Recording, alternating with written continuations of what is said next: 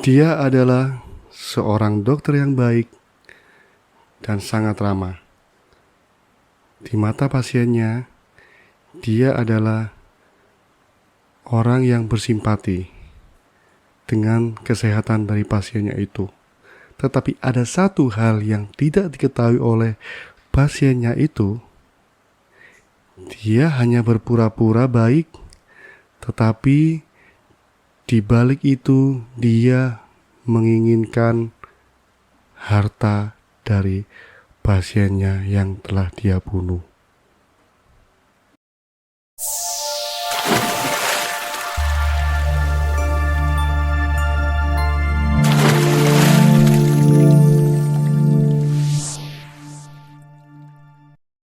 Assalamualaikum warahmatullahi wabarakatuh.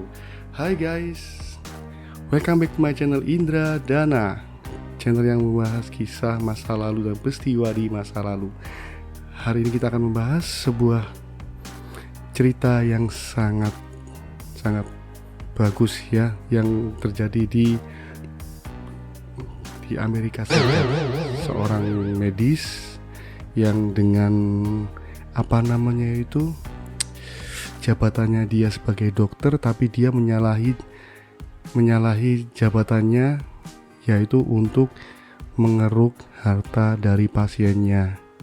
Guys, itu bagaimana kisahnya dan bagaimana ceritanya akan saya jelaskan setelah ini. Tapi guys, mohon dibantu untuk subscribe, like, dan komen di bawah agar channel ini bisa berkembang, guys. Oke, tanpa berlama-lama lagi, langsung kita saksikan setelah yang satu ini. John Bodkin Adams lahir tanggal 21 Januari 1899. Lahir dari keluarga yang religius dari seorang ayah yang bernama Samuel, seorang pemuka sekte Protestan di mana dia bertempat tinggal, guys. Nah, Adam ini dia bersekolah di Coleraine Academical Institution. Nah, sekolah ini itu dia bersekolah selama beberapa tahun di sana. Nah, Adam diterima sebagai mahasiswa di The Queen's University of Belfast yang ada di Irlandia, guys, pada umur 17 tahun. Di sana dia dipandang sebagai orang yang suka bekerja keras dan salah satu teman-teman mahasiswanya itu mengatakan bahwa dia itu penyendiri dan dia hard worker banget ya, guys, seperti itu. Nah, dia lulus pada tahun 1921 setelah gagal memenuhi syarat untuk mendapatkan penghargaan itu, guys. Nah, pada tahun 1921 ahli bedah yang bernama Arthur Randall Short menawarkan Adam sebagai asisten dokter di Bristol Royal Infirmary. Nah, karena Adam sama Short ini adalah kenal baik ya, jadi dia antara murid sama guru, dia memberikan rekomendasi untuk melamar pekerjaan di sebuah klinik yang kenalan dari si Short tadi di Eastbourne, Sussex. Nah, banyak rekan pekerja beliau atau Adam ini yang memujinya sebagai Adam ini adalah seorang yang dokter umum yang elegan, lembut, dan sangat perhatian kepada pasiennya, yang membuat seluruh pasien-pasien bersimpati dengannya, guys. Nah, karena simpati ini, baik dan sebagainya, ini menjadikan sebagai modal awal buat Adam untuk merayu semua pasien-pasiennya, khususnya adalah pasien-pasien seorang janda kaya, guys. Itu jadi janda kaya, dia uangnya banyak, dia meninggal oleh suaminya, jadi dia lebih untuk memfokuskan untuk merawat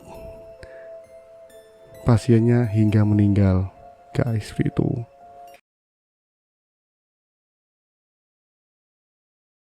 Edith Ellis Morsell ini adalah pasien dari Adams yang menderita lumpuh sebagian dan didiagnosa menderita stroke. Adams memberikan heroin dan morfin untuk meringankan penyakit atau rasa sakit dari pasien ini, guys. Itu. Nah, rasa tidak nyaman dan gejala iritasi otak pada pasiennya ini itu digunakan untuk melawan atau menghilangkan rasa pada sakit ini, gitu, guys. Itu. Akhirnya Adam merawat pasiennya Morel ini dengan penuh kelembutan dan pada akhirnya Morel sangat bersimpati kepada Adams. Nah, bentuk simpati ini itu merupakan kedoknya Adam saja. Nah, bersimpati atas pelayanannya saat dia menderita sakit, menemani dia ngobrol, menemani dia makan malam dan sebagainya. Nah, mendorong dia, memberikan curhat-curhatannya dia seperti itu. Akhirnya si Morel ini memberikan surat wasiat untuk memberikan sebagian hartanya kepada Adam berupa uang dan mobil Rolls Royce. Itu tujuannya adalah tujuan pasien dari Morsell ini adalah saya tidak punya siapa-siapa lagi, tapi ya udah, ini harta saya, tak karena kamu baik saya berikan harta ini kepada kamu, itu. Nah, itu pun ya berkat bujuk rayu dari Adam tadi, guys. Nah, Morel ini meninggal akhirnya tidak berselang lama, akhirnya Morel ini meninggal dengan penyakit dari stroke yang ditanya tadi, guys. Ya, ditambah dengan konsumsi obat-obatan terlarang yang sangat-sangat banyak juga waktu itu, guys. Itu. Nah, korban kedua dari Adams ini yaitu terjadi 7 tahun setelah kematian Nyonya Morel tadi. Nah, pasien tersebut bernama Gertrude Hewlett. Dia adalah seorang janda kaya yang terpukul semenjak kematian suaminya, Alfred John Hewlett. Nah, untuk yang Alfred John Hewlett nanti akan saya jelaskan di di bagian selanjutnya, ya, guys, seperti itu. Dan Adam tampil sebagai sosok yang menggantikan seorang almarhum, seperti itu. Dia ada seorang bapak, seorang suami.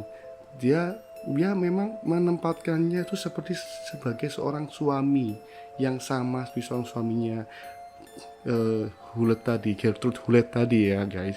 Itu sangat peduli, sempat perhatian. Nah, akhirnya pada waktu itu Hewlett sakit dan tidak sadarkan diri. Nah, akhirnya endingnya itu Hewlett ini sakit dan tidak sadarkan diri, dan ada memanggil temannya yaitu bernama Francis Kemps. Francis Kemps ini adalah seorang ahli patologi yang bisa mengevaluasi ada apa dengan pasien tersebut. Nah, Kemps menyadari kalau Hewlett masih hidup. Nah, dan memberikan statement kalau Dr. Adams ini tidak becus dalam bekerja, gitu, guys. Nah, tanggal 23 Juli 1956 Hewlett dinyatakan meninggal.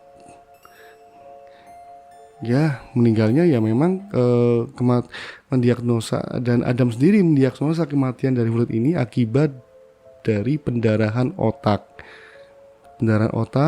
Dan Kemps juga waktu itu yang dokter patologi tadi, guys, berasumsi kalau Hewlett ini diracuni dengan obat tidur. Namun penyelidikan dari polisi dan pengadilan waktu itu nextnya itu secara resmi mengatakan bahwa resmi memang tidak mendapatkan, tidak ada bukti yang cukup seperti itu. Nah, akhirnya bahwa pasien meninggal, dan pengadilan tersebut pun mengatakan bahwa pasien meninggal karena bunuh diri. Itu. Sebelum kematian Hewlett sempat berwasiat untuk memberikan barang berharga termasuk Rolls Royce pribadinya sendiri kepada Adams. Ya, Ente tahu sendiri kan kalau si Hullet ini sudah ditinggal sama suaminya, artinya dia juga kemungkinan di sini dia tidak punya keluarga lagi ya. Nah, pada tahun 1956 ini Hullet sendiri ini isu kematiannya ini yang dibunuh oleh Dr. Adam ini mulai didengar oleh masyarakat sekitar guys, karena sebagian banyak tahu rekan-rekan perawat dan sebagainya itu mengetahui kalau memang akal bulusnya Adam itu memang adalah merayu korbannya dengan bersimpati, seperti seolah-olah dia adalah seorang suami yang hebat, dia adalah seorang pengganti suami yang hebat maksudnya, dan dia adalah seorang yang pandai dalam memposisikan dia sebagai sama-sama orang yang menderita ya. Jadi dia pandai menarik simpatinya seperti itu guys.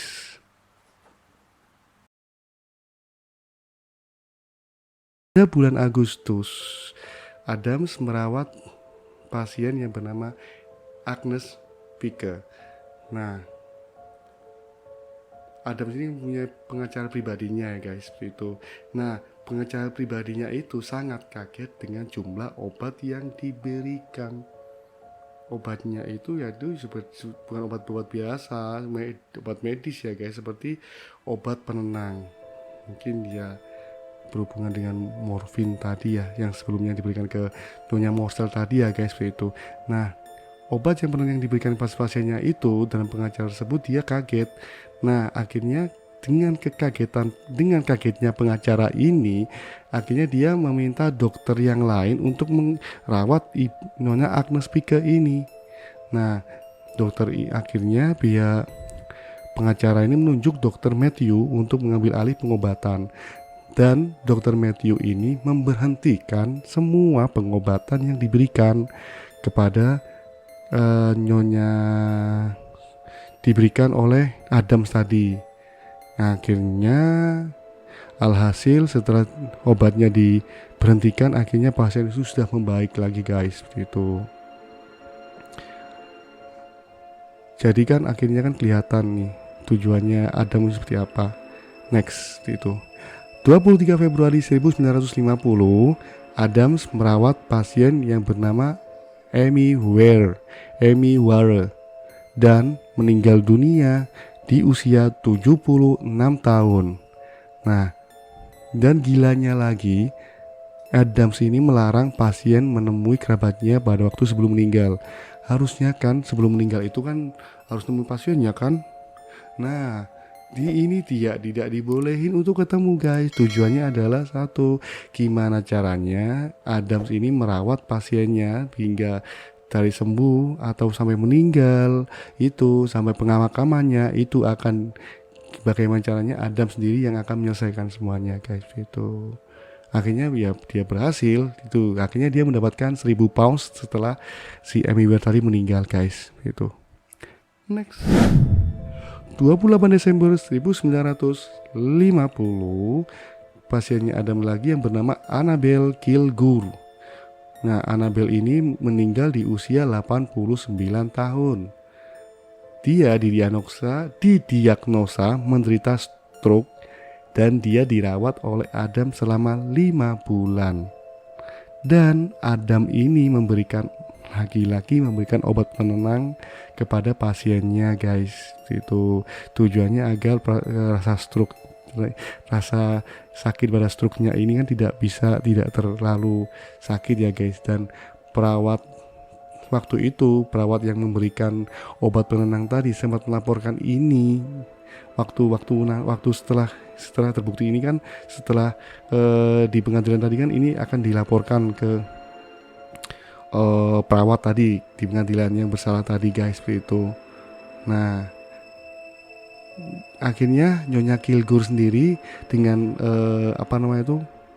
simpatinya terhadap Adams, akhirnya memberikan 200 pounds dan sebuah jam tangan guys. Itu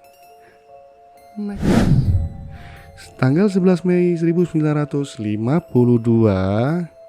ada pasiennya yang bernama Julia Bradnum meninggal di usia 85 tahun. 1 tahun sebelum kematian, Julia Adams menawarkan untuk menyelesaikan surat wasiat kematiannya. Itu guys. 11 Mei 1952, Julia Bradnum meninggal di usia 85 tahun.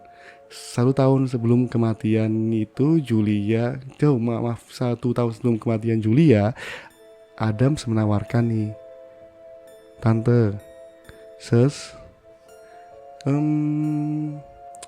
nggak pingin menyelesaikan nggak bikin surat wasiat kematiannya, buat kematiannya. Kalau bisa nanti Adam bantu. Katakannya seperti itu guys. Nah, Adam juga menawarkan untuk menemaninya di bank. Ibu Julia tadi menemaninya di bank dan menawarkan untuk menyelesaikan surat wasiatnya tadi. Karena Adams melihat dia alamat penerima warisan belum terisi guys. Nah, Julia ini ingin menuliskan bahwa surat wasiat nanti jika dia meninggal itu akan diberikan dia akan memberikan rumahnya kepada putri angkatnya guys, itu. Lalu dengan banyak sekali kibulan dan rayuan dari Adam, dan dia menyarankan dengan Nona Julia tadi untuk dijual. Akhirnya dengan dijual tadi itu bertujuannya adalah agar Adam mendapatkan bagian dari penjualan rumah tadi guys. Nah, akhirnya pasiennya tadi Julia memberikan persetujuan. Nah, berkat penjualan rumah tadi, Julia memberikan 681 pound sterling warisannya kepada Adams.